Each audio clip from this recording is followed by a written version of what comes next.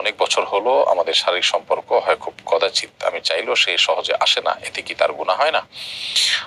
প্রিয় বোন, আল্লাহ তাআলা আপনার প্রতি রহম করুন। যদি আপনি যেমন বর্ণনা করেছেন বাস্তবতা এমনই হয় যে আপনার যে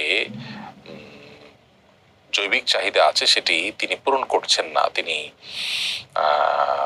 এক্ষেত্রে অবহেলা করছেন কিংবা শারীরিকভাবে অসুস্থ, এদিকে আপনি এই অবস্থা চলতে থাকলে নিজের চরিত্র নিয়ে আপনি শঙ্কায় থাকেন, তাহলে সেক্ষেত্রে তিনি শুধু গুণাকারী হচ্ছেন তা নয়, বরং আপনাকে এই সংসার থেকে বিচ্ছিন্ন হয়ে অন্যত্র বিয়ের চিন্তা আপনাকে করতে হবে যদি সেই সুযোগ আপনার থাকে। অন্যথায় আপনার স্বামী তিনি গুণাগার হবেন, তিনি আলাদা থেকে আপনার হক নষ্ট করছেন, সেই দায়ে তিনি দায়ী থাকবেন। তার আল্লাহকে ভয় করা উচিত, কারণ স্ত্রীর ভরণ পোষণ শুধু জোগাড় করলেই হয় না, স্ত্রীর জৈবিক চাহিদা পূরণ করাও স্বামীর বড় কর্তব্য। সেটা যদি তিনি না করেন তাহলে তিনি গুণাগার হবেন।